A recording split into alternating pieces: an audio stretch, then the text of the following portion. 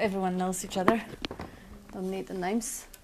And Friendly Universe has given us a question to start, because we are pretty exhausted after a big day walking, 15 kilometers walking along the different waters. Wow. Yeah, we had a big day. And then it's always, the beginning is always, oh my gosh, is anybody going to ask a question? Because I don't really know where to start. I open my mouth and see what comes out. Sometimes I listen, sometimes I don't. But today, a couple of hours ago, we got a question from someone in the far who was particularly asking for Bob to answer the question. So I don't know if the question is in the book. We'll find it. But I have the little script. And then, when Bob answers the question, because it is always about resonating, I will ask all of you to answer it also, because it's an important question and some of you may put it in different words. And either the man who asked the question or anybody else can actually hear the answer. So the question is, the question was in the book. Is it this question?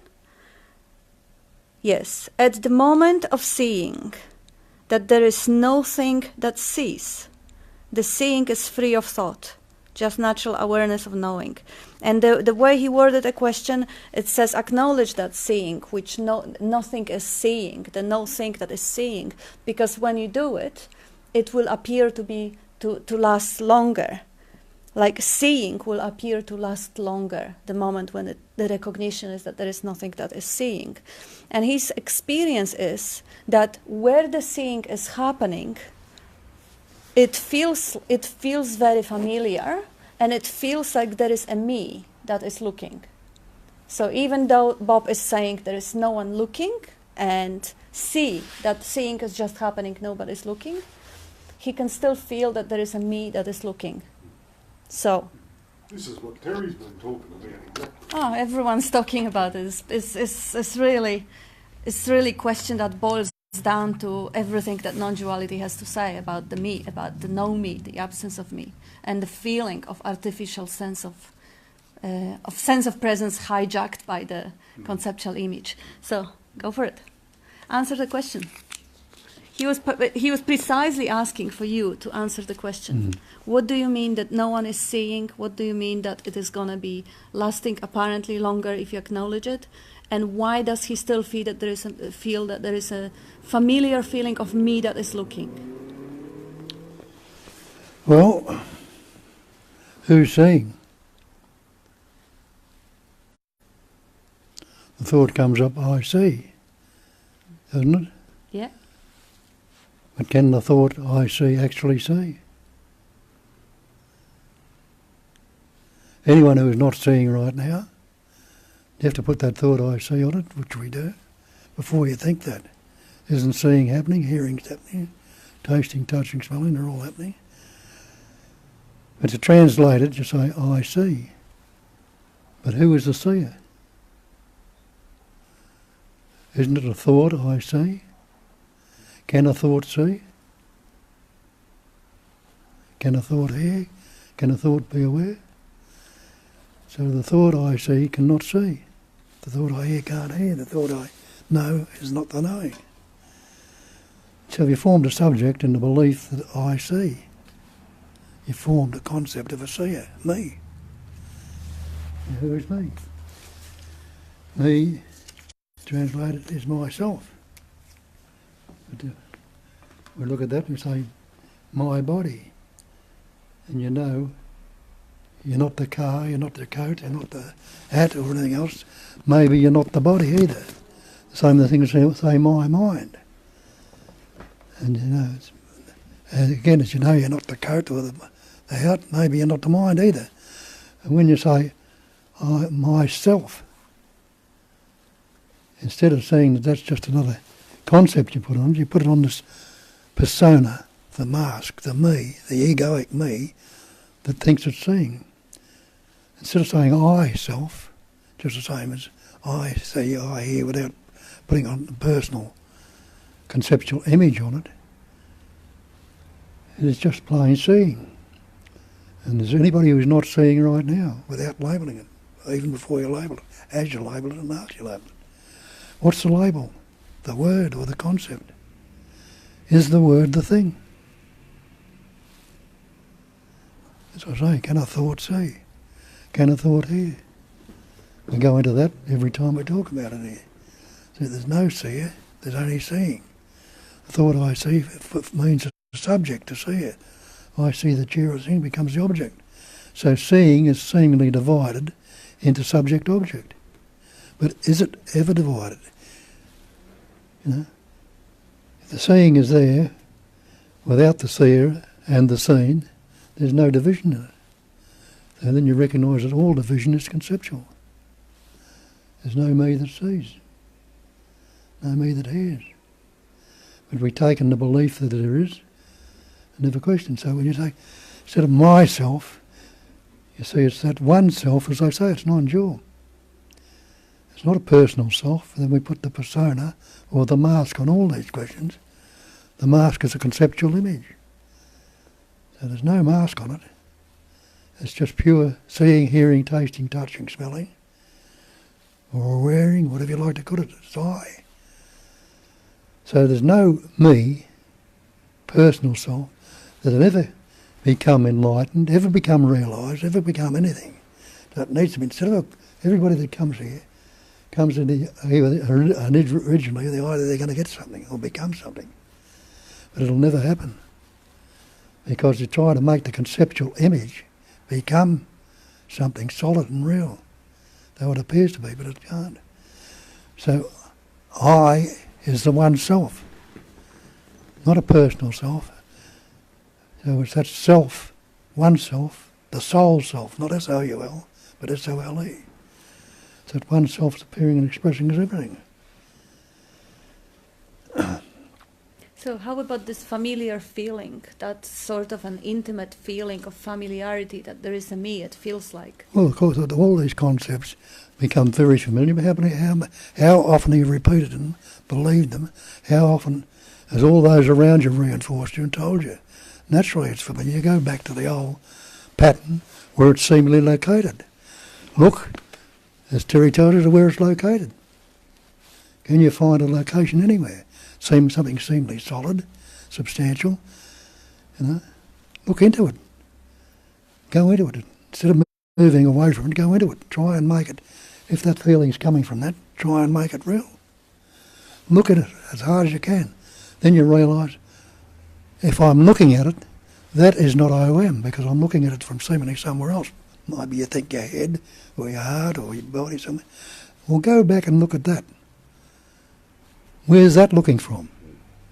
And you'll find a point where that's looking from. Go back a bit further. And you'll find there's no point there that there's anybody, any separation or any personal self can see or hear or taste or touch from. So it's all a pure seeing. So that's all I can think of at the moment. There's probably plenty more there. Okay, so I just add one thing and I'll let you, Terry, because, yeah, they hear it from you, so. The feeling of familiarity is the closest, most intimate feeling that it is actually familiar. It's the feeling of the being, the sense of presence.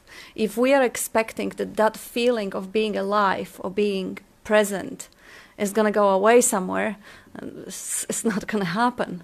The feeling of I am is the primordial feeling. Now, whether that feeling of I am is hijacked by that personal self, the conceptual image, I am inferior, I am unworthy, I am whatever. Of course, then that very basic primordial sense of aliveness is limited to the painful sense of suffering, of isolation and separation, because now there is a little separated, isolated, confined me and the world out there that is not in a sense of oneness. But the basic sense of I am, if it's not dressed up as anything else, as any persona, the mask, is a beautiful loving to be, sense of awareness of being, the Satchitananda. And that very familiar sense of being, we can say that's what is looking out. And it's not a problem, because that feeling, that sense of presence, that primordial sense of being alive, looking out, is not an object looking out. It's not the identity looking out. It's pure consciousness looking out. It's pure nothing looking out. Only the story says that this is something else. This is something separated, or the ego. Like when we look at the animals, they also see, the seeing is happening for them too. But they don't have a story about what they are.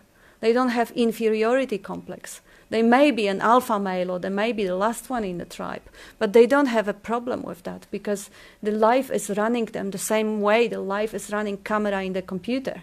Like there is no one to say that I am seeing through the camera. Same with this biocomputer. It doesn't really need any entity to actually switch on and off the seeing. It is happening naturally, spontaneously. And the familiarity, there's something that is closer than the heartbeat, the sense of aliveness, the sweet sense of existence. If it's not translated into the pain of life coming from the sense of separation, or the mask that we put, the jacket that we put of concepts on ourselves, there's nothing wrong with that. Still, now, look who is looking, and you will see that there is no face there, no eyes there. Eyes are not being experienced. Face is not being experienced. It's just sense of space that is looking out into the space. So this is to be verified. This is to be checked. And you want to add something? Yeah, well, so you feel that, like it manifests as a knot in the guts, or a lump in the throat, or an ache in the heart, or something like that. Look at it. Go into it. Make it worse. You know, you're looking at it for somewhere else. Well, try and make it worse. Put all your energy and all your intention making worse. You know, and it's amazingly enough, all the energy going into that, looking at it, there's nothing going into the sensation there. It disappears, and you finish up laughing at it. Yeah, yeah, that's a very good practical. Nothing. Yeah, well, I used to do that. A lot of people, a lot of them couldn't go there. Didn't want to go there. And try and trip and jump away, fearful of looking right into it. But see how bad, if this centre's there, see the knot in the guts are still there, make it worse. And you see, the energy can't be in two places at once. So if you're putting it all into the looking at it, into the knot in the guts, it can't, or whatever it is, it can't last. Because nothing can live without energy. And it falls away, becomes a big joke. And it'll reinvent itself seemingly for a while out of habit. But once you've laughed at it and seen the falseness of it, it's never going to be the same again. That's when he told me I wasn't a body in the mind. I saw that, went out the door and was stuck in the mind again, but it was never the same. How could it be when you see something as false, it's not real? And that's the difference with this psychological knot in the guts or the lump in the throat. It's psychological. It's made by the mind. It's different from a physical pain. If you've got a physical pain, then it's totally different. That's the body telling you everything is not right here. Have a look at it, do something about it. But the psychological stuff we suffer from, it's not necessary. It might come of it, but it's no big deal anymore. It hasn't been a big deal for years. Not taking any notice of it. Beautiful. You happy, Terry? Yeah. Cool. Can I just say, Yeah. on the way here today, I was thinking of questions exactly about this. Cool. So I don't know how. That's how the universe works. But yeah, no, exactly Intelligence. this question. Intelligent. Well, are you separate? No. Well, why shouldn't it happen? Yeah. No, yeah. Yes. It's a wonderful question. And I know somebody else that's questioning the same thing, that's a bit stuck there. That Kat touched on it.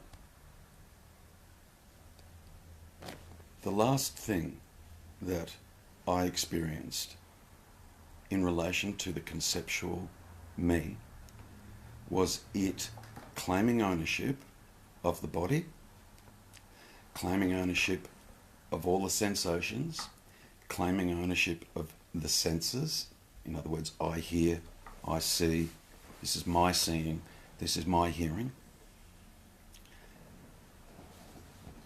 But even closer than that was claiming ownership of this sense of presence. That was the last thing I saw. Just prior to that was the actual seeing that I'm not the body, that I'm not the sensations, that that I'm none of that. Now, for a long time, conceptually, I understood that I wasn't the body. Made perfect sense. Made perfect sense. And it seemed for myself that there was more of an inclination to at first see what went on in the mind. Just all the stuff that went on in my mind. So that got seen first. But what I also kind of lumped into that was, I'm not the body. I'm not the thoughts, and I'm not the body. And I kind of thought I dealt with that. See, I'm not that. Totally see I'm not that. And much to my surprise, I eventually got to a point where I understood that I wasn't anything that the mind could throw up. I understood that I wasn't anything that the mind could throw up. Yet, and I've said it here 100 times, I still felt like I was here. I still felt like I was stuck. Now, that was really disconcerting, and it raised questions just like the question that's being asked. I'm aware, I'm seeing, I feel present rather than I am present. Huge difference. Note. Huge difference. And I didn't know what to do. I kind of literally didn't know what to do. And it dawned on me, and probably, from all the other negating that I'd done, all the other seeking that I'd done in relation to the me, and constantly trying to find it and, not being successful at finding it, it dawned on me, and why it was the last thing to dawn on me, I don't know. Well, I do know, actually. But it was the last thing to dawn on me was that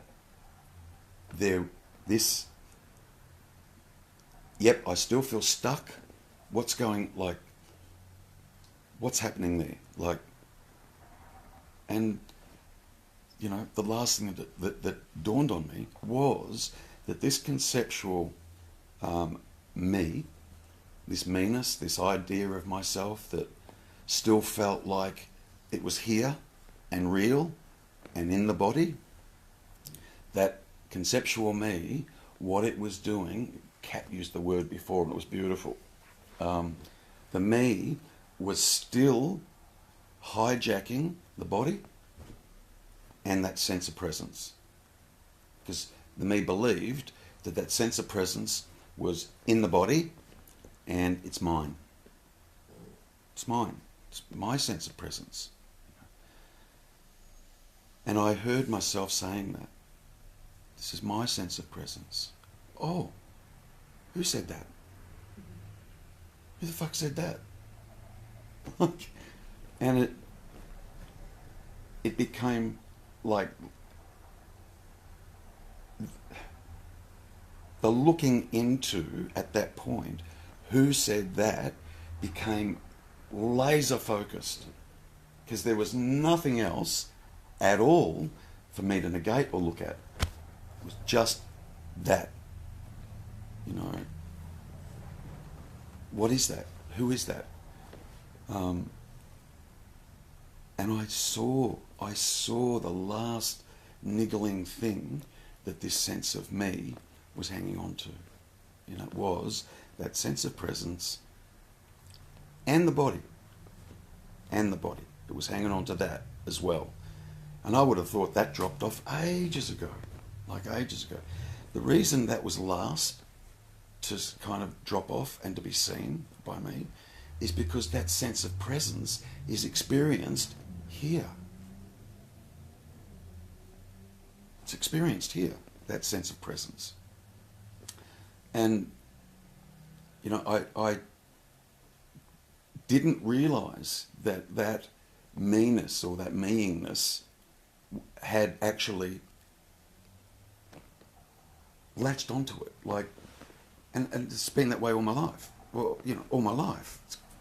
You know, and the questioner, you know, was talking about seeing and being aware of seeing, and yet there still felt like there was a me here that was doing the seeing.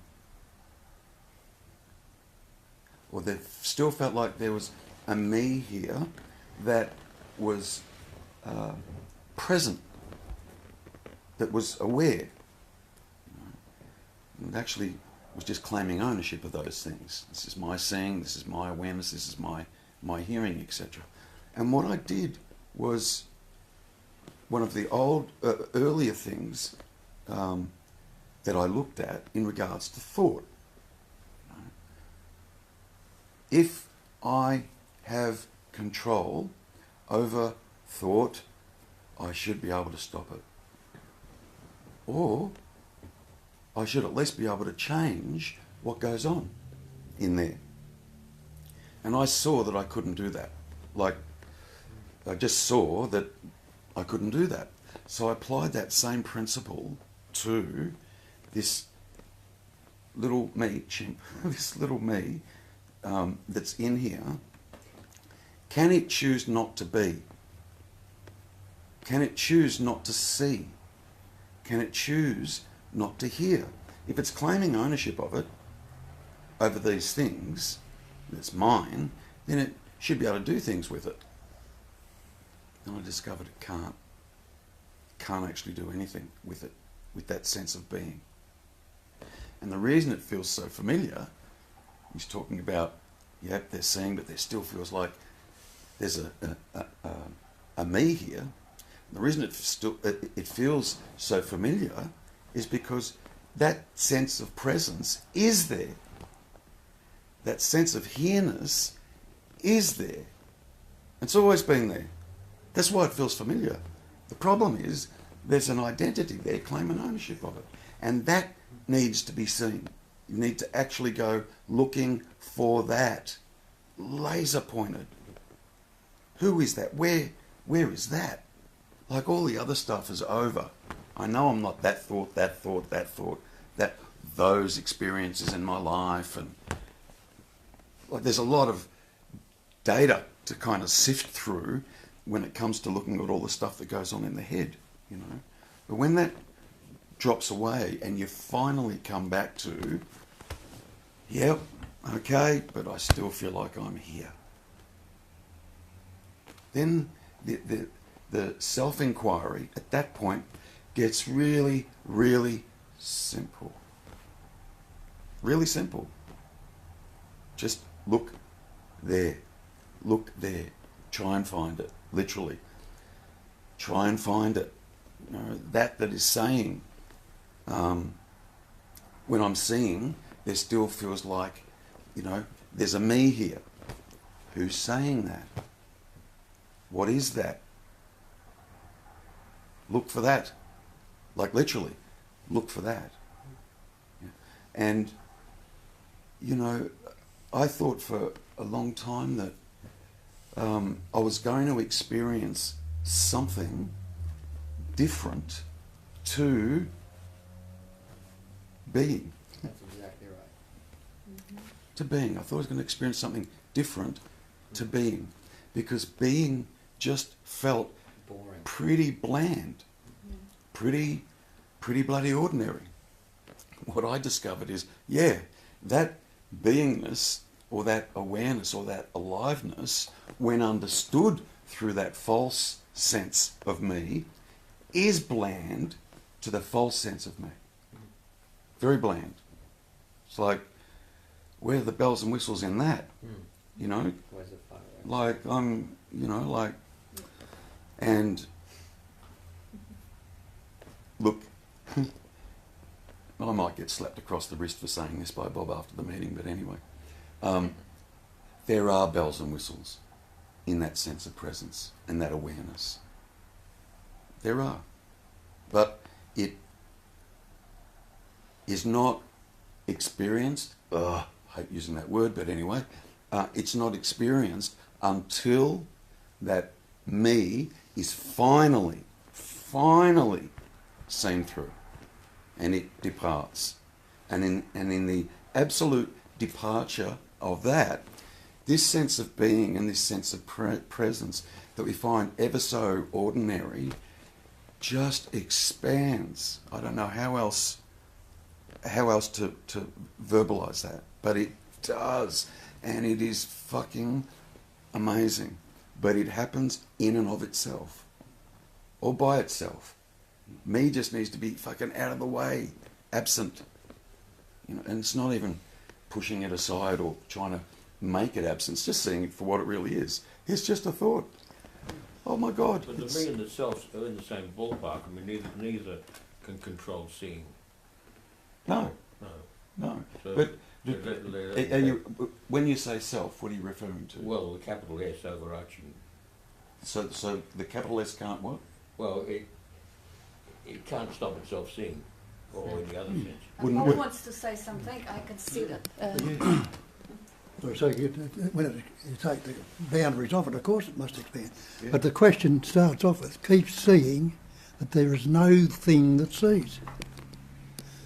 That's what that's the same, a seeming thing. Now, you realise that all this manifestation is made up of things. You and I are things. The carpet's a thing.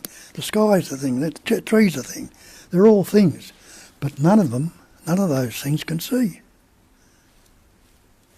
So the seeing is happening. So when you drop all the concepts about it, you haven't stopped seeing what it says, keep seeing, that there is no thing that sees. No thing. And that's what you actually are, no thing. But everyone is seeing right now, hearing, tasting, touching, smelling. And the thingness is this encapsulated me.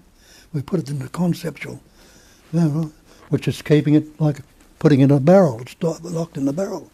When it's seen through, the barrel expands and that natural spontaneous joyousness, if you like to call it that, but put a label on that too. But it's naturally there. Well, can I ask you a question? Because I can't help but notice, because that is exactly right. That is like exactly what I'm experiencing. It's like thought is like this weird trippy movie that like I'm like, I haven't thought of that in like a decade, like, and it just kind of I'm like, there's no way I could have thought that, like, it just can't. So that I see very clearly. You have to forgive me using the word I, but I can see that very clearly. I can see that I'm not the body. Like, I don't grow my hair, or I don't arrange the optical nerve to, I don't do that. But I feel like, in all earnestness, I live in the body. I don't feel like I am it itself. So it's as though if the body was to die, I would die in it. Like, I don't feel like I am it, but I feel like I live inside it. And of course, conceptually I can understand that that's not true either. But that is my experience. That I feel like I live in it. Almost like I live... Isn't it the other way around? You live inside it. Yeah, that's exactly what I'm saying. I live Bodies inside it. No, inside I you. mean, Bodies the inside truth is you. the other side. Yeah. the other Yeah, way well, around. whatever. But Yeah. like my Let point is... him answer. Oh. I was just going to ask you, like... It's like I live in the stomach, almost. Yeah. Do you know what I mean? As I say, you can see in the solar plexus, or Yeah, not that's in the exactly yeah. right. That's exactly That's where the right. seeming life came into the body, through the solar plexus, through the umbilical cord of your mother, into the umbilical cord of you as a little embryo. The life essence came through that and grew it from there. But that life essence is not bound by anything. It's seemingly in the body, but what's the body appear in?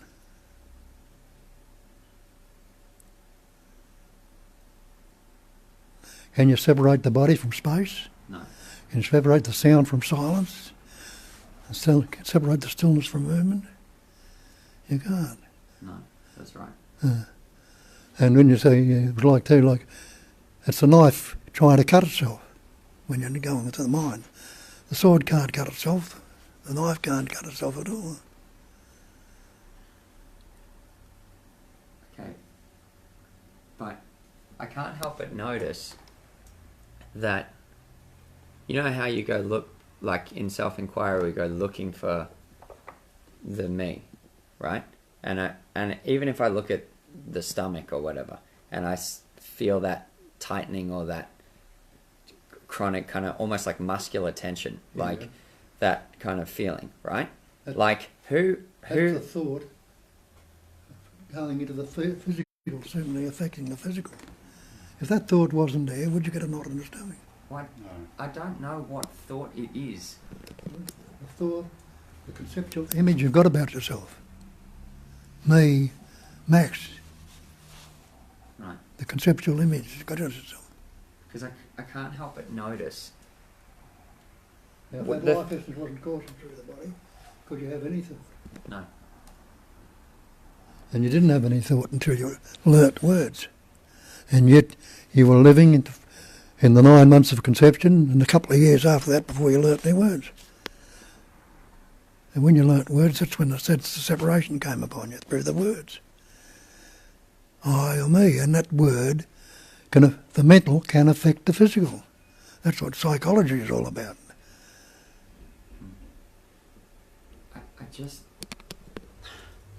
I run into this wall though, because I can't help but notice that, okay, so let's say, like you said, laser pointed on that. What is that that's doing the... Pointing, yeah. Right. Where are you because- looking from? Exactly right. Because the thing is, like, if supposedly I do not exist, literally, then what is that is looking at... Because let's say that came undone, right? Yeah. Wouldn't that one that looked and saw through what's that? When you see one looking at it, has that one ever been something substantial and real that's looking at it? You've taken to believe through all the conceptual ideas we've taken on and reinforced over the years. But can the thought I see? Can the thought I think? Can the thought I'm looking at it? Can that be what you're... Can a thought do any of these things? No. Without the thought, you're still seeing, you're still hearing, tasting something, but you're not relating it to a conceptual image. That's stirring up, seemingly causing the physical, because it's affecting the body as well as the mind. But if you locate it precisely, like the way you are saying that you are looking from here, where is the here? Is it a head or where is it? Where is the one who is actually giving that laser point at the belly? I can't find a spot in which No, not a it's... spot. It Just starts. not a spot. Just an area. Like Well- it is not in Sydney. No. It is- yeah. No. That's what It's happens here. Yeah. It's here, and it's like this, like you say, sense of I am or sense of awareness that is looking. At the belly. Looking's not it, but that is Aware. aware of Yes. that feeling or feeling of I, like and or who that. is aware of that? That is what I'm asking. Well, Yeah. that's what I say, that's the conceptual image you got, that somebody is aware of. You can't find it. You've looked a long time. hard and fast, but you've never found it. Maybe it might just dawn on you that there's nothing there. We believe there's something there that's looking. The seeing is happening. The looking is happening. And you can't find it. No. Well, it's not there. It might just dawn on you. Maybe there's nothing there. See, I was doing that exercise at some point and it really helped me, and I was walking few people through it and it helped them too. Like there was a point in which I was supposed to locate where is that sense of presence. So I located it kind of like a vibration in here. Yeah. Now, Exactly right. I was asked to locate the one who knows about it, who is aware of that vibration. So I was locating it somewhere maybe behind the back of my head. I heard other people locating it in front, or, you know, it's a personal thing. But for me, the location was about there. So now I was asked, where am I locating that out there from? And now, when I was actually honestly looking, there is a knowing about that location, looking at that location. And that location, the moment I do another step back, gets more vague, gets more spacious. It doesn't have even a vague area from which I'm aware. It expands until the point that it completely disappears in space. And now the last step is, oh shit, I'm nothing. Assuming the location, vague location here, looking at the little more precise location here, and aware of even more precise location here. But the more you step back, the more vague and spacious that awareness become. And the last step, where you can't go more spacious. Like now, I'm the whole universe, all the galaxies, being aware of that certain locations. But now who is aware of the galaxies? All the galaxies are happening within me. I am the awareness, manifesting the whole world, galaxies, manifesting the body, manifesting the location around my head, looking at the vibration in the belly. Just really step back as much as you can, unless you're left with nothing. And you always realise there's somewhere, when you look back to try and find what's looking, it's not that you're looking at that from somewhere else. Yes. You That's can't- the answer. That's That is the answer. That's That's brilliant. the answer. That Yes. is the answer. That's That's the really cool. ultimate freedom. Yeah. No, you're not no set static point anywhere in you at all. That's brilliant. Yeah. I've got taken on a journey there. Yeah. Okay. And it always works. Every time you look what is looking, you see there's, oh my gosh, there's just space, like awareness looking out. It's nothing there. You may actually see the mind coming up with the label or with shape of the body or shape of the face, but this is just a mental image. Just push it away. I'm like, what's the experience? Like, what is looking if you don't have a concept, if you don't have an idea or image? What is, like, what are you if you don't have a thought or idea about being body or mind? What are you without any shape that you give yourself? Because it feels like, yes, I'm using the body for looking. If I'm blind, I won't be seeing. So, of course, I'm in a way my body, but I'm not. This is just the equipment I'm using. It's just like I'm using the voice box, like the computer is using the speaker system. But there's no one in the computer who claims the ownership of the speaker system or camera. And if you can't find any static point when you're looking, where's the eye then?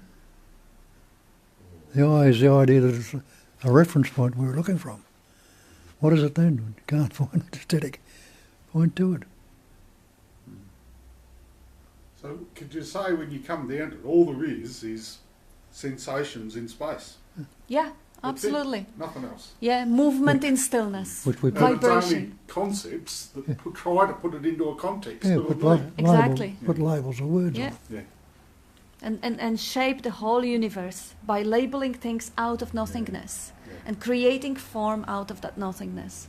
Like Bob is saying, it is intelligence energy shaping all different forms and patterns through the vibration, through the movement. Different vibration will make a sound, different vibration will make a light, yet different vibration will create the atoms and the matter, and it's all that one.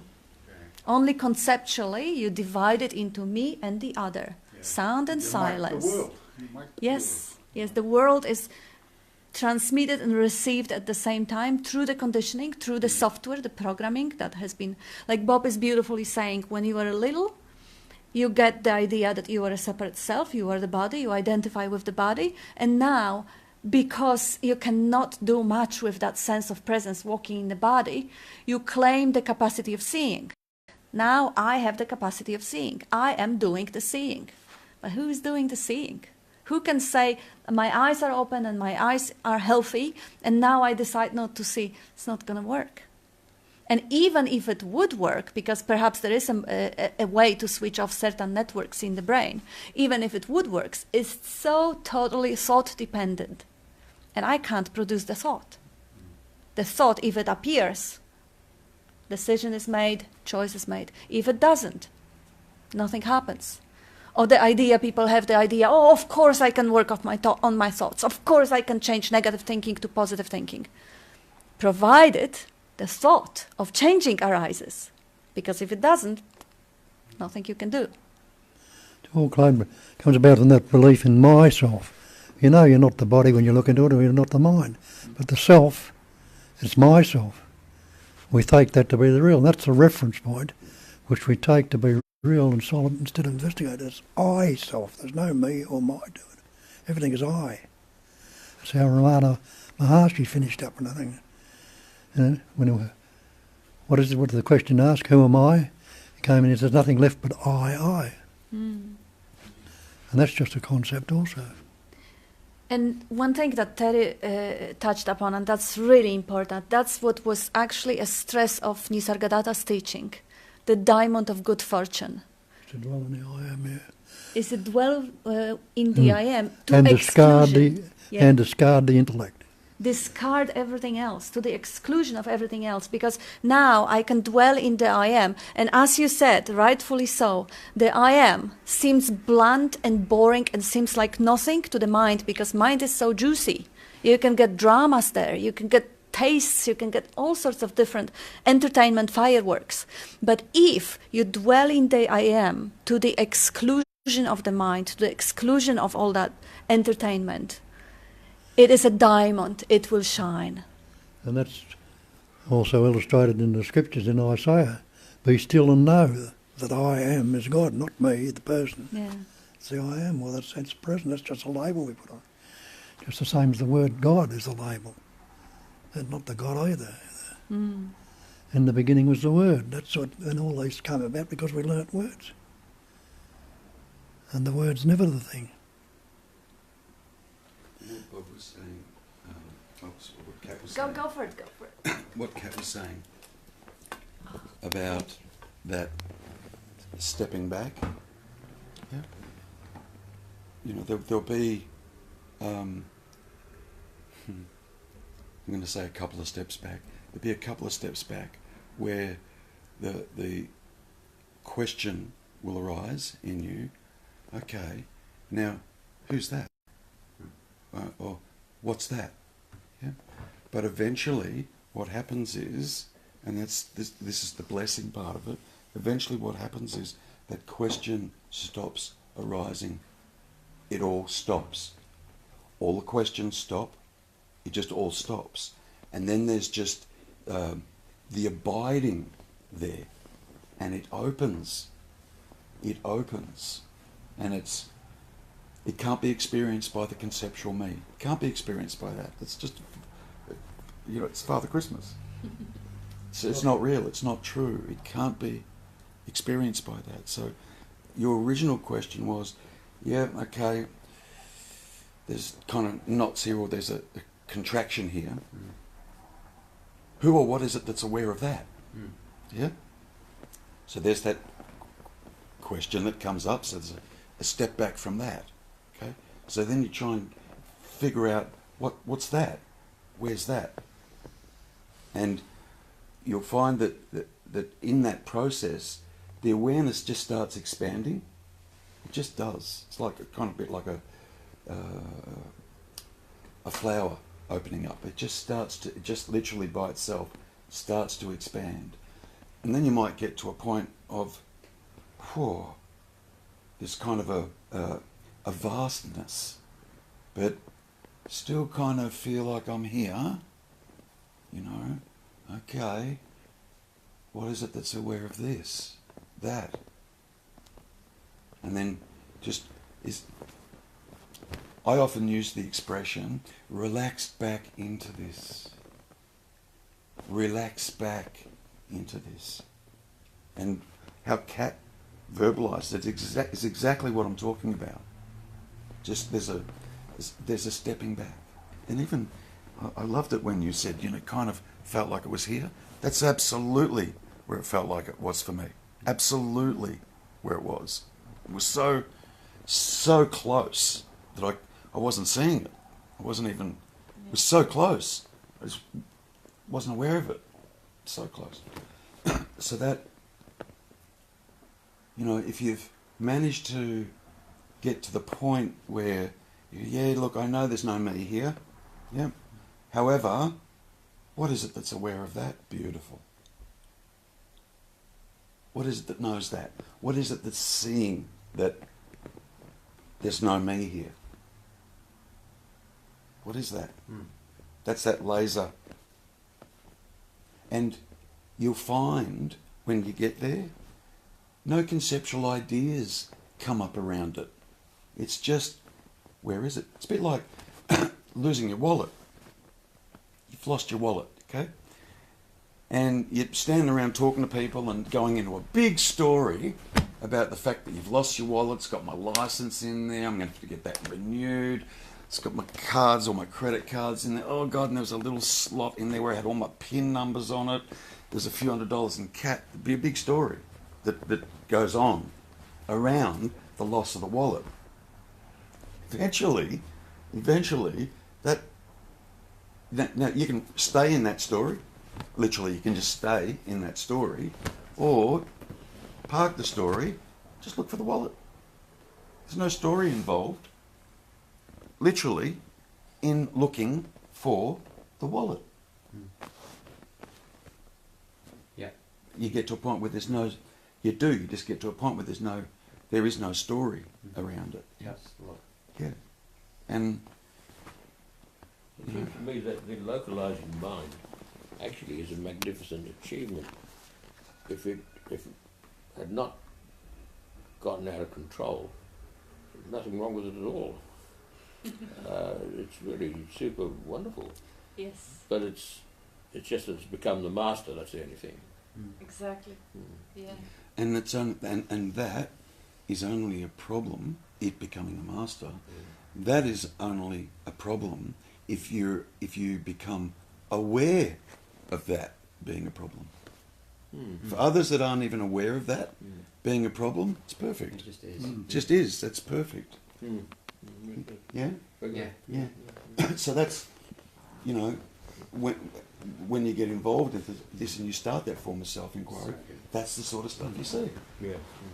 You know? Yeah. Yeah. So, as I keep saying to you, relax back into the eye. Relax back there. And if it means you're doing a little bit more inquiring as to, oh, hang on a minute, what is it that's aware of? Fine, go there. Go. But you can do it in a really relaxed way, like in a calm way. Bob wanted to say something. Let me ask, who is the questioner? And the obvious answer, I am. So if the question, I am the questioner, and the question coming from me, the questioner is the question. No questioner, no question, what happened? Cancel each other out. Nothing there. Who can ask the questioner? If the questioner itself, the concept you got that I'm asking the question on. Really, really important to see that.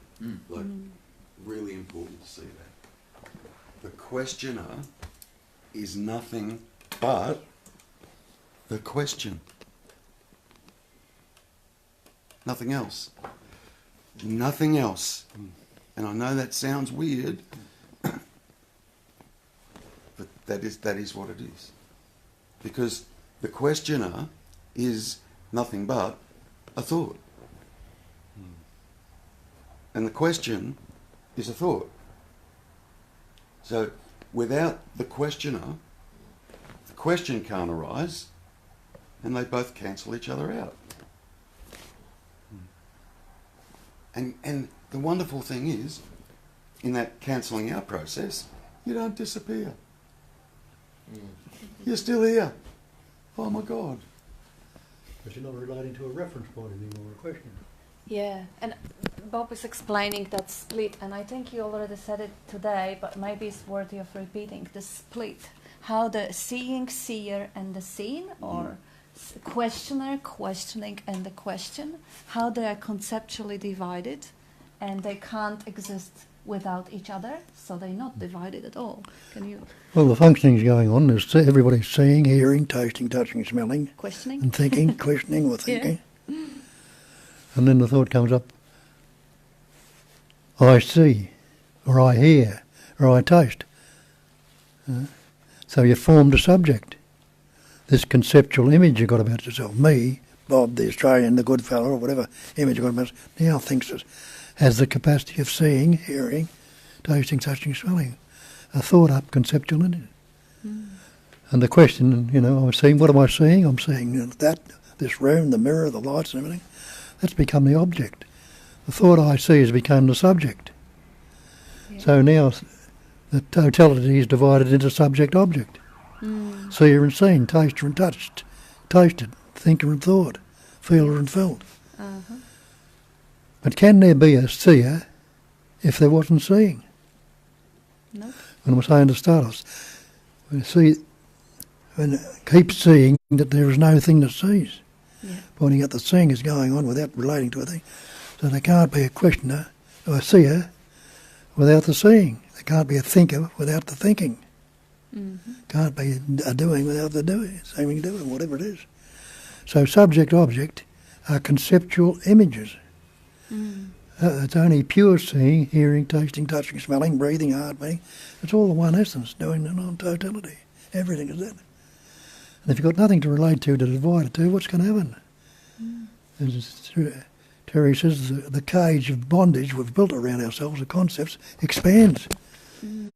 And you'll see you're full of the natural state of being. And it's not going to stop the seeing, hearing, tasting, touching, the functioning from going on, but you can't give it any credence anymore. You can't believe it for very long at all. You don't believe it at all after a while. But it still comes up. That's the way the functioning goes on. There's this notion that I question. I'm questioning. I question. Whereas the truth is, there's just question. It's got nothing to do with an I. There's just thoughts. It's got nothing to do with an I or a me. Everything just is. But what we do, we claim ownership of it and say it's mine. My seeing, my hearing, my tasting, my touching, my awareness. Me that can see. Me that can see I'm not that and this and that. Me that is aware of that not, or that sensation in here. There's just a sensation in there. There's not a me that's aware of it. It's just that. An awareness of that. But it's not mine or your awareness.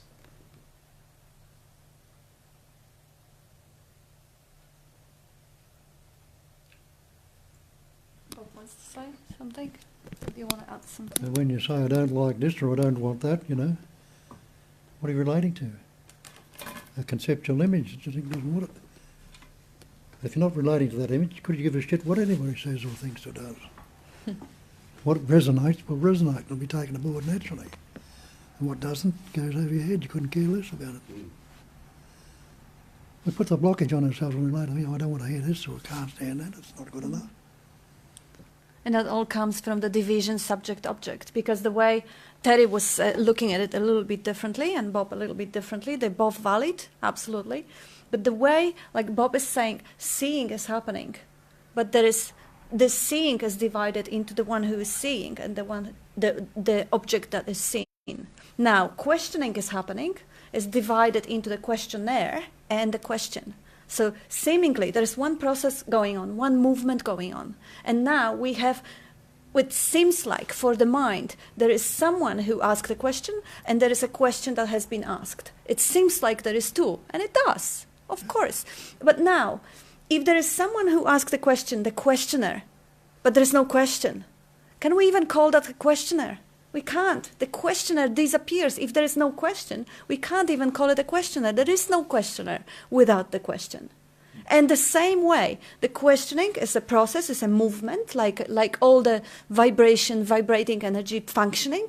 And now, if there is no question, the same thing happens. The questioner didn't arise. So they arise simultaneously, just like a seer and the seen. Let's say I'm looking at the chair out there. But if there is no chair, I'm not a looker anymore.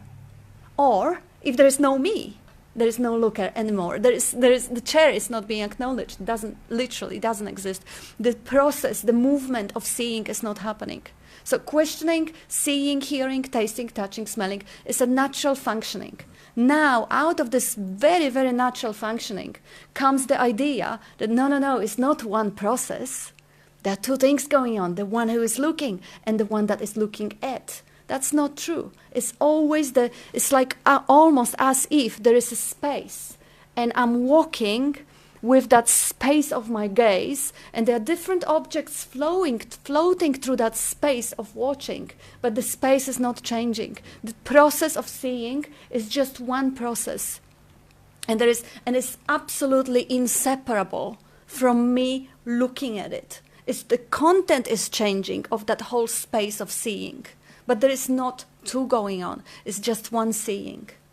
And this division is a beautiful functional division and creates the diversity of beautiful dualistic manifestation. Thank God, it's sweet. But when it is taken for gospel, when it is taken as there is me and there is a world out there, so now I'm threatened. Now I'm not safe. Now I have to be preoccupied with my own safety. Now I have to protect myself, defend myself, and obsess about myself. That's not necessary. If there is just space looking and things floating through it, space hearing and things floating through it, there is no division. It's just a space that is witnessing functioning. There is no threat. The life is an entertainment. In the space there is a content and there is an awareness of the content. And everything has being and there is an awareness of being.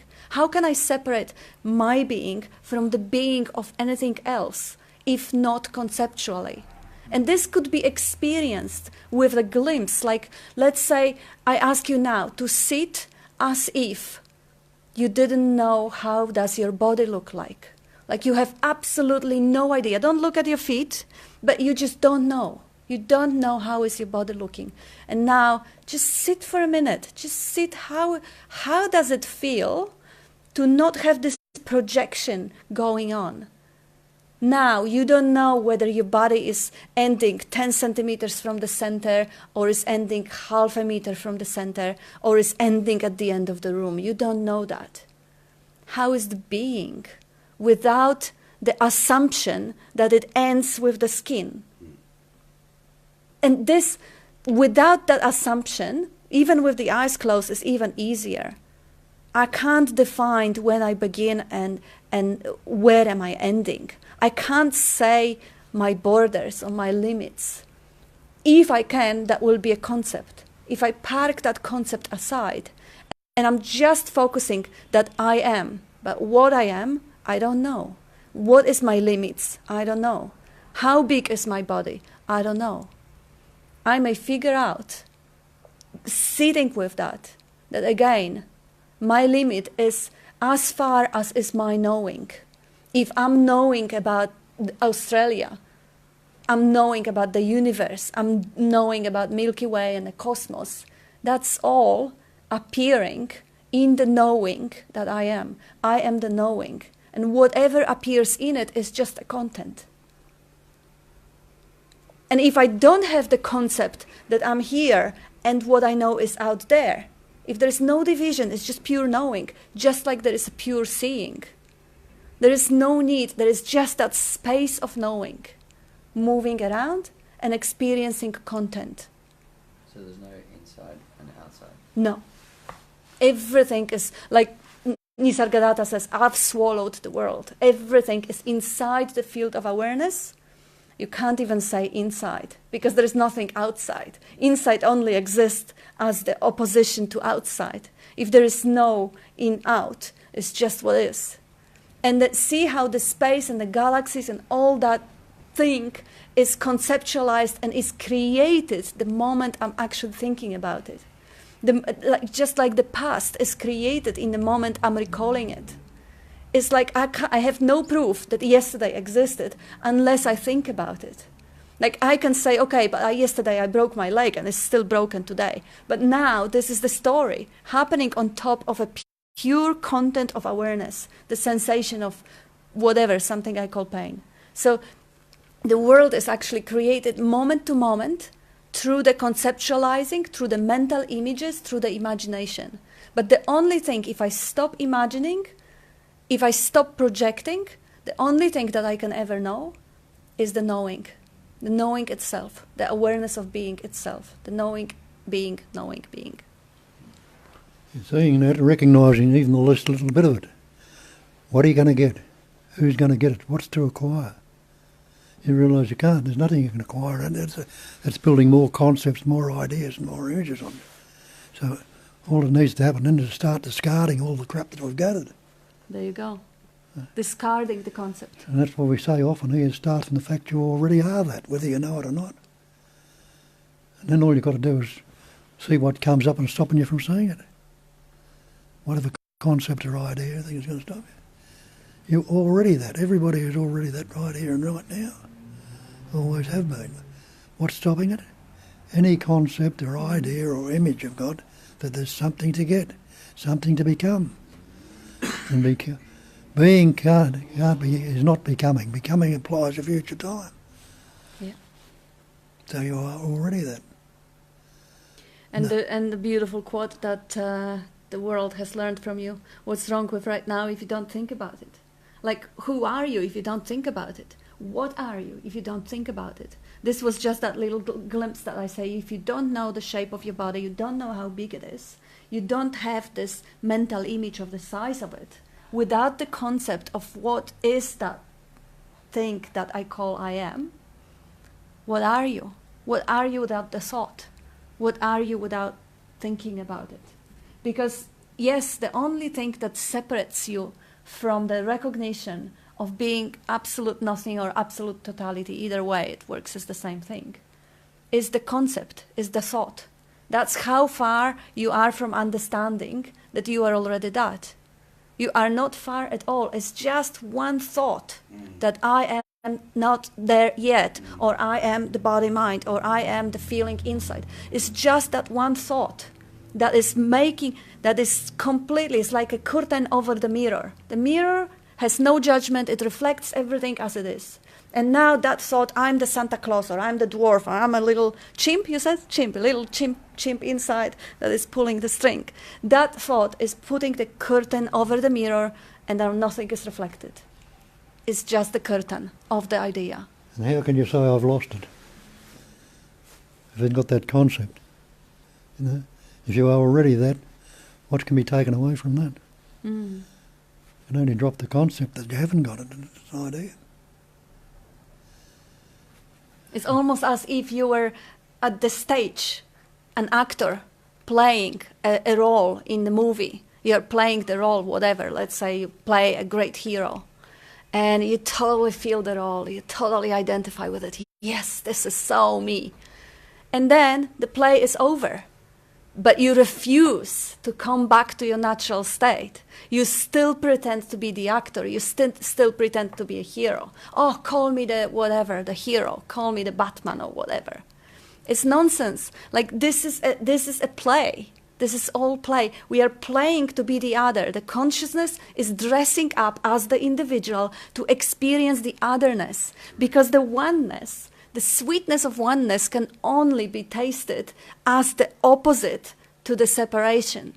So that's the beautiful play. It's just the question of how identify you are in a moment with the role, and how quickly you wake up from it. Because and we're all Academy Award winners for playing a role. totally, we all Oscar actors. We're so brilliant, and absolutely, and it is happening, and it will continue happening. Bob is 42 years with Clarity, and he is still dreaming to be an actor. It's just the seeing through is happening right away.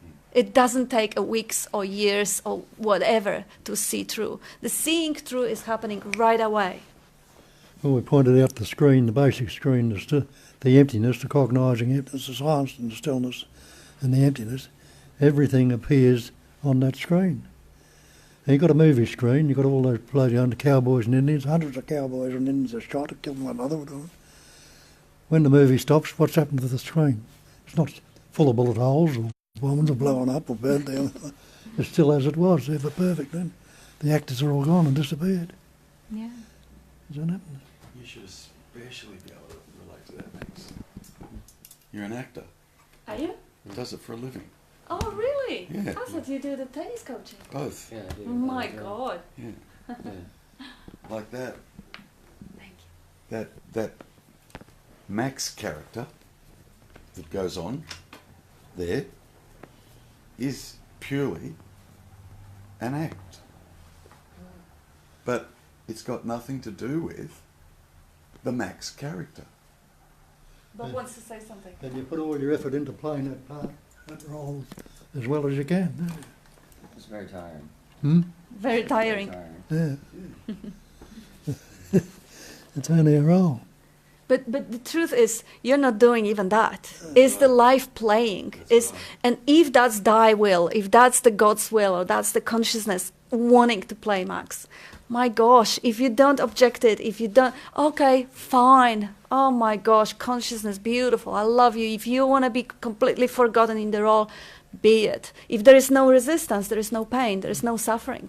And now you're looking at that little play and you have fun with it. Just the way Bob is having fun with it, I'm having fun with it. Like the cloud is coming through the sky and the cloud is known to be a cloud. Like Bob is having a feeling of whatever, a little bit of a jealousy or something. And it is known to be a cloud passing, a jealousy cloud passing. And there is inside the screen or the awareness is laughing, but it's not disturbing it. It's not resisting it. It's not trying to push it down or not to feel it. Everything is welcome. Every feeling, emotion is welcome. And a waking up is moment to moment. And this is not Bob that is waking up. There is no Bob. In the old days, I'd hang on for days, weeks, years sometimes. Yeah. But it doesn't mean that these feelings are unavailable now. They are available. They show up. And the screen is not being touched. And the screen is knowing them for what they are. And it soon becomes amusing and you can laugh at it. Exactly. They become precious. Even anger, even irritability, even resistance is sweet. I mean, we've been going for our long walk today. We've been going in a tram. And of course, there are crowded trams, there are smelly trams. And of course, he will eventually find the seat, but I usually won't. And there's, oh yeah, gosh, 1 hour they're here. And then the curiosity, oh wow, this is juicy, wow, this is interesting. And the attention completely, like the resistance arising, and there's completely no resistance toward arising of the resistance. Quite the opposite. It is amazing, it is amusing, like wow, interesting. It's an old pattern. It doesn't mean that if you realize that everything is a game of patterns, it's just a vibration of different habits. It doesn't mean that all these habits will drop off. If there is no other habits, they will still play out. But there is no one to be bothered by it. There's no one to be troubled by it. So the old pattern comes out. Ah, sweet, how interesting, how cool. That's the freedom. Because the idea that, oh, I will never experience resistance, or I will never experience anger, oh my gosh, I'm not there yet because they are still arising. They are, but not to me. They are arising on the screen. The screen, the cowboys are rising, the what do you say, cowboys and Indians, yeah, they all are rising. And the screen is not being touched. And it doesn't mean that now I recognize them. I can't recognize them, I as a fiction. So nobody recognizes them, they're just showing up on the screen.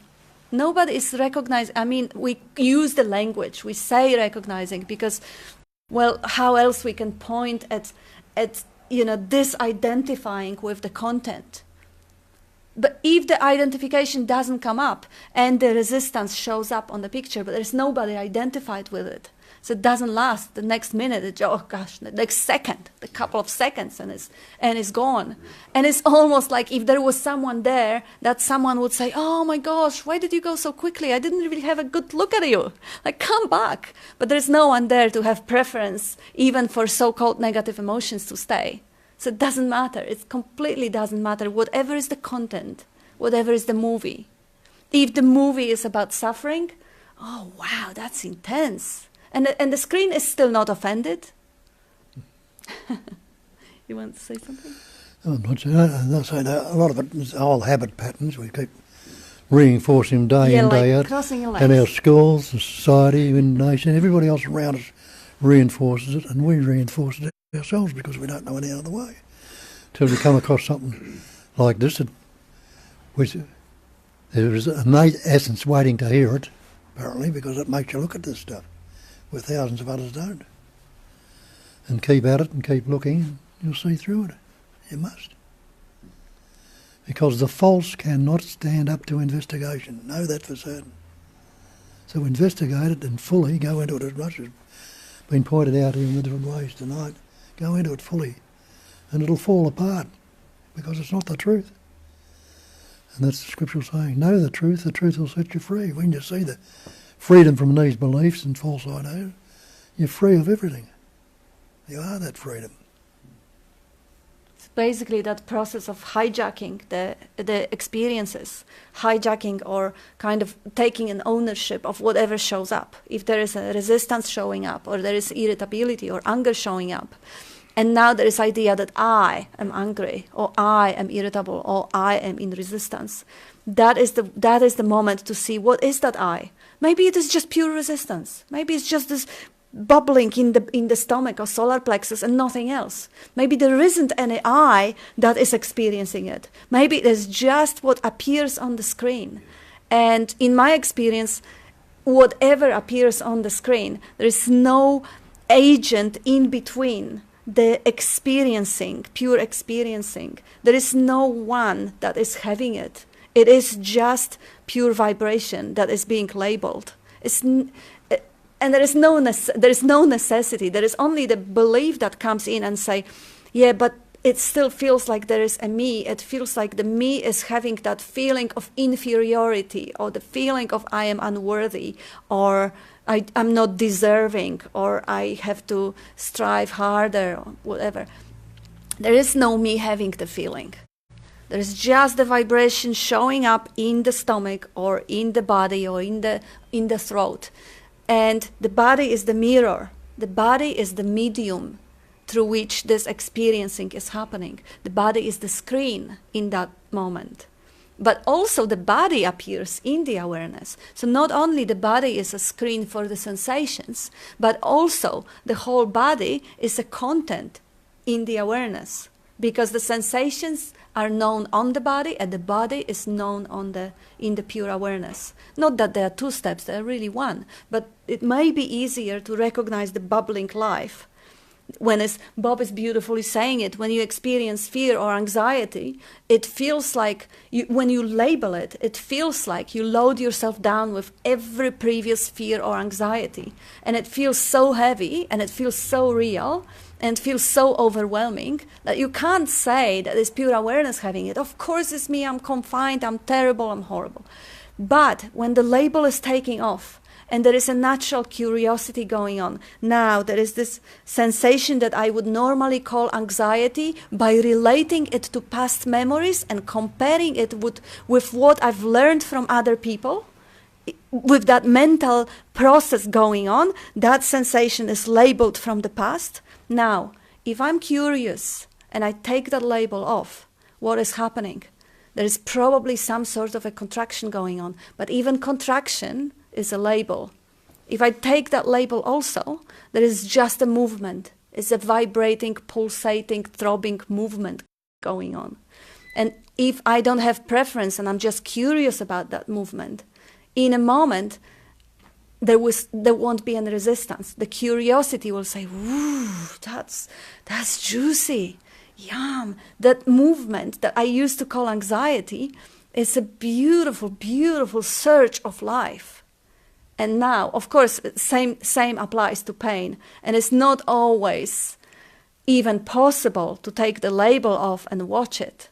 Sometimes it's just going to be labeled and it can be watched as a sensation with the label or sensation and the label on top of it. But if there is a genuine curiosity, this identification is very, very easy and natural the moment curiosity comes in and we can see actually what is happening, what type of sensations are happening, how fast do they vibrate, where are they located, how dense or hard they are. Sometimes you can even feel, like I was guiding a friend once through the phone, and she could feel that there is like an iron ball in her solar plexus. Like she had a panic attack. She could not breathe. And she was describing how heavy it was, like really solid, gray, metallic, heavy substance there. And I said, okay, just keep watching. Look at this. Now, sometimes you can distract yourself with actually seeing how this one is serving you, how this one wants you to be safe. Because, if there is a hard story going on, yes, they're bullying me at work, and now this anxiety is kind of protecting me against it. Is actually an act of self-love, telling me that, oh my gosh, I love this one, I want to be safe. But this is only when the story is dense. When the story is not that dense, but there's just a physical sensation, the moment attention goes into describing it, looking at it, it naturally goes out of sustaining it. The attention's only it only has certain amount of like megabytes or whatever, the bits of information that it can invest into it. Like there are certain numbers, I'm not quite sure, 200,000 out of 200 millions or whatever, that brain can process the bits of information. So now this processing capacity was invested in sustaining the sensation. The moment it starts looking at sensation with the curiosity, the processing capacity goes out of sustaining it. And it is not going to last. The longer you look, the sooner the lumps, guts, what was it, knots in the guts and lump in the throat. Ache in the heart, knot in the guts. Yeah, I just lump in the throat. I just love your language. I love your language because he puts 2-3 words and it sticks and boy, beautiful. Anyway, the longer you look at what is really happening there, the less you will experience it. So that friend that I was guiding, I don't know, was it 2 minutes, 3 minutes, and the ball wasn't that solid anymore. It was half transparent. It wasn't really metal anymore. It was kind of a cloud. And another 4 or 5 minutes later, oh my God, I'm not panicking anymore. My breathing is all right. Shit. Yeah. That's how it works. It's all imaginary. It's all believed in. The moment it is investigated, it comes back to its true nature. And true nature of every form is emptiness. There's always, the moment you take up investigation, you're going to end up finding the true nature of things. Doesn't matter what you investigate. If you investigate the eye, you'll find that eye is nothing.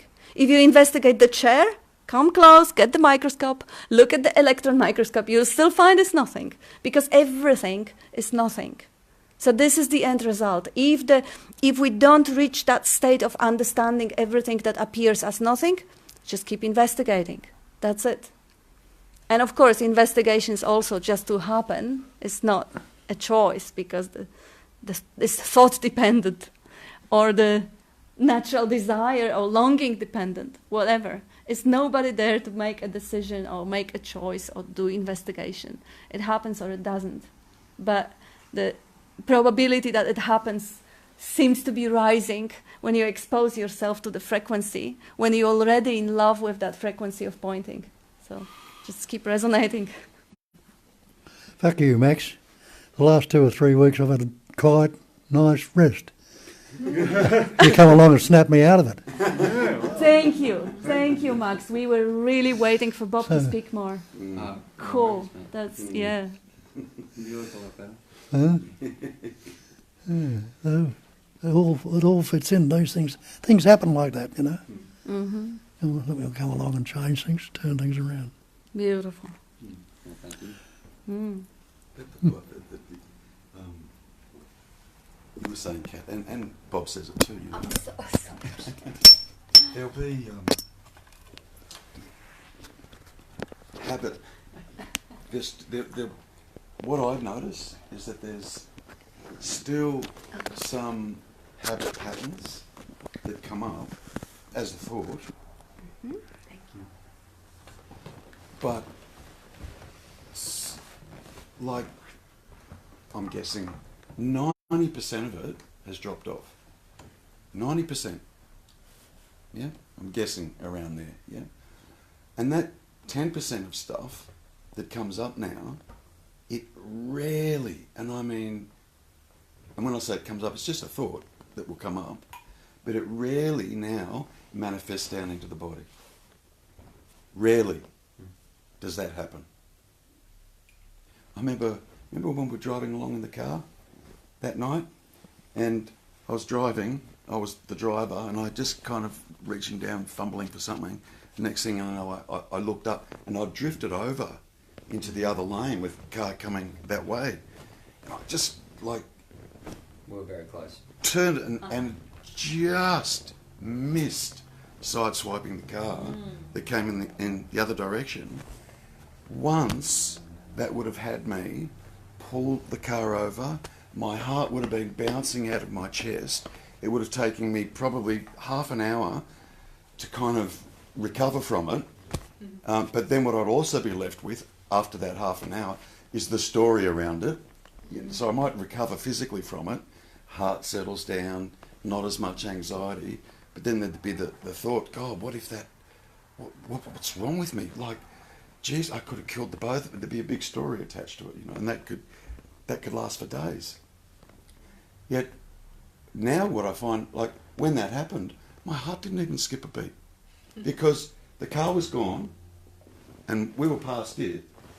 Nothing actually happened, and I then just kind of resumed communicating to Max like nothing happened.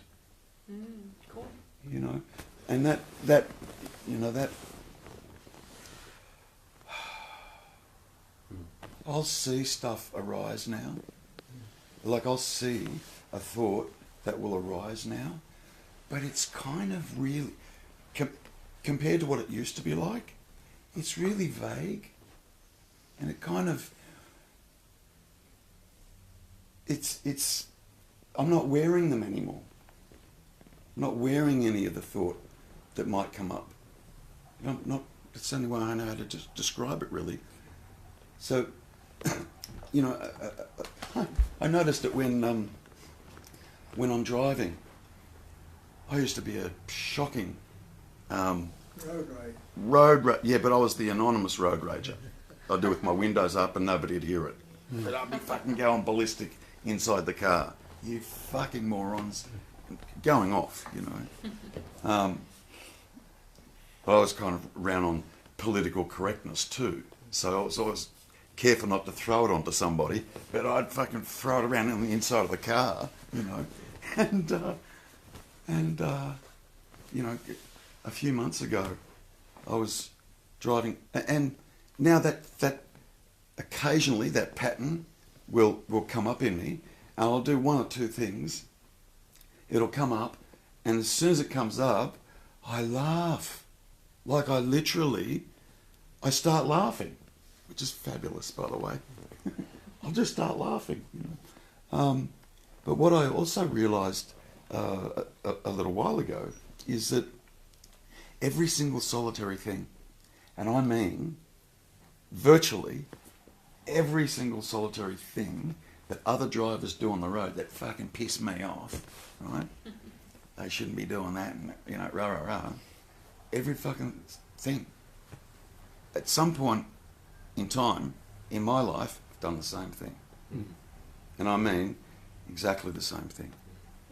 Yeah, I'll get behind someone in an 80k zone, they'll be crawling along doing 40. I'm like, get out the fucking way, you know.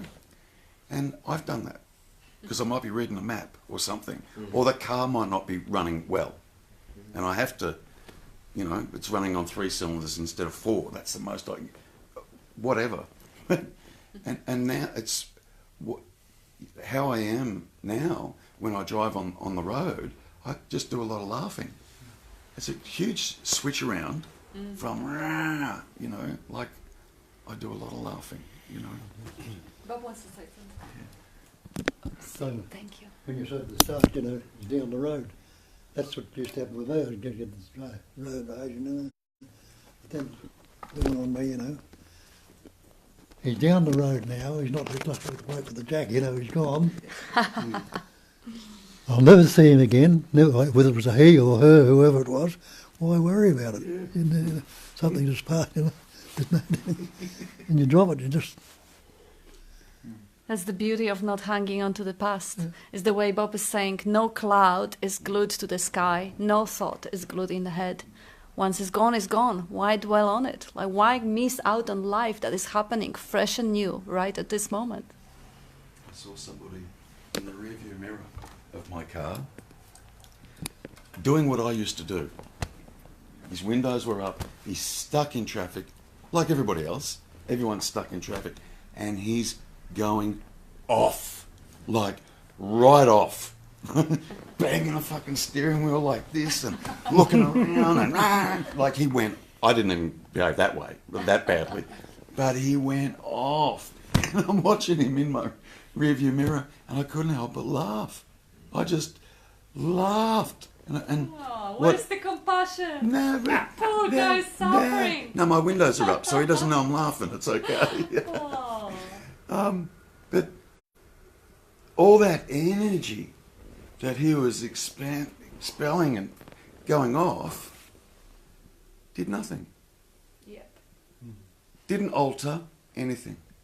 He's still just there, like everybody else is still just there, you know. Yeah, what I saw was, oh yeah, I used to do that. Not quite as bad, but I used to do that. I know what that's about. I totally know what that's about, you know. Yep. And the reality is, every single car that's on the road, no one's driving them.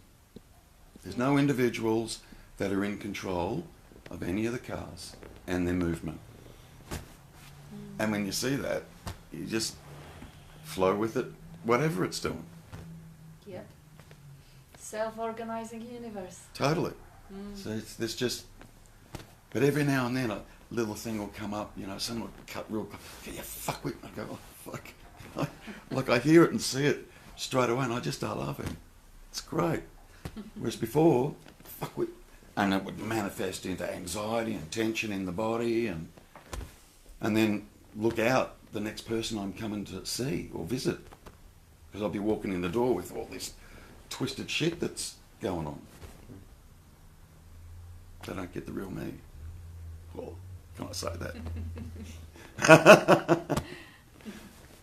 Yeah. Yeah, it's so sweet and it's very freeing to be able to actually see the patterns, how they play out, and recognize them for what they are, just pure patterns. Just the way life is amusing itself and entertaining itself, and then you see your own projections and you recognize your own patterns that are not there anymore. It's like, what a play. You got anything to say? No questions? I was just going to ask you about that technique that you were talking about. Technique might not be right, but where you look at that, and then you look at this, then you look at this, then you look at that. Yeah. Yeah, just... Who came up with that? That's brilliant. Like, did you do that at the monastery, or...? Yeah, well, I picked it up somewhere. Everything's second hand. I picked everything, you know. Yeah, everything Nothing has been new. said 100 times. The way I learned about it, it was from Tej Gyan in India. That was just in one of the exercises, but I read it in many other books later on, Right. and I kind of experienced it. See, everything is secondhand. It's really nothing new that you could add to it. Like thousands of years ago, they were using pointers, and I wouldn't even know which pointers I'm using that somebody else told before me because they show up in my own words. So I don't really know. The exercises, some of the exercises that I learned there, I'm not disclosing because I was obliged not to disclose them. But because this one is appearing in any other teachings, that's and is helpful. Sure is. Yeah, Douglas it Harding is. had a lot of things like that, experiments and that, Yeah. that you can do. Well, what is this one again?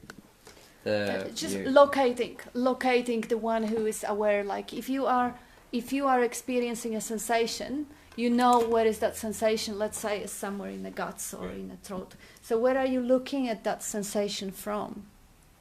So just see where, because you're aware that there's something here. Where are you looking from? You may, when you sit with it, you may see that, oh yeah, it kind of feels like I'm looking from here down, or maybe it feels like I'm looking from here sideways. You just see your own experience. How does it really sit? And then you look from above, yes. And then once you locate the area, because it's not going to be precise point or anything, but just a vague area, where are you looking from at that sensation? So now, how do you know you're looking from here? Where are you looking from at this one, at this location? Now, just keep stepping back, keep look, where are you looking from? Until, because the location is only assumed by the mind, so it is, every next step is going to be kind of more vague, until the point that you wouldn't be able to locate anything. You would say, oh yeah, it's just space-like awareness. When you're looking at it now, you say, okay, all right, it's seemingly there. How bad can it get? If I'm looking at it, it's not there. Try and make it worse. See how bad, if you've got a physical pain, hurt physically, you can put your pinpoint at it. With this psychological stuff, go into try and make it worse. Put all your energy into it, however. And you're straining and struggling to try and make it worse, and it explodes. There's nothing there. And Bob often pointed out that really the worst thing that can happen if you make it worse is that you fall unconscious. You just fall asleep. The equipment will just switch off. And this is if you go with the pain, like we habitually distract ourselves from whatever it is, anxiety or trauma or pain or. Most people don't want to go into it. They'll move away from it, I've had people who try to get looking into it for years and they burst into tears, go away and do all sorts of things. So I gave it up after a while, let them work it out for themselves. Yes.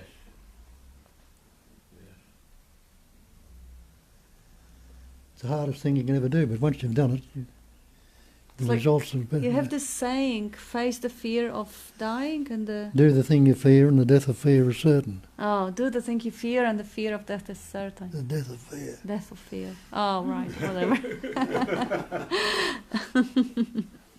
Death of fear. Yeah, well, or take off the label from the word fear and see really how does it feel. It can be quite yummy if you take off the label, because the label fear is definitely a negative sensation, then there is a resistance towards it. Oh, I don't want to feel it. But if you take the label off, forget about it, push it aside, and then you see there is going to be a surge of energy going on in the body. And it's going to be some certain, like, seeming location where it is. It's more here or there. The breathing is going to be shorter and shallow. And all that sensations are being known or being observed from the witness perspective. But where is that witness? Is it here or there? Okay, let's say somewhere, vaguely around here. But who knows about that witness? And who knows about the one that knows about it? And eventually there is no witness. There is just a space knowing, the sky-like awareness being knowing. To get around to writing a song, how does it feel? What? What was that? Say it again. Bob Dylan ought to get Bob around to Dylan. writing a song. How does it feel? Yeah. The song, how does it feel? Yeah. Is it? The other thing too that becomes really apparent is I used to walk around with this sense of an identity, this kind of meanness. But what I was also, not so much at the time, but now, that that identity used to change. A bit like a chameleon, almost.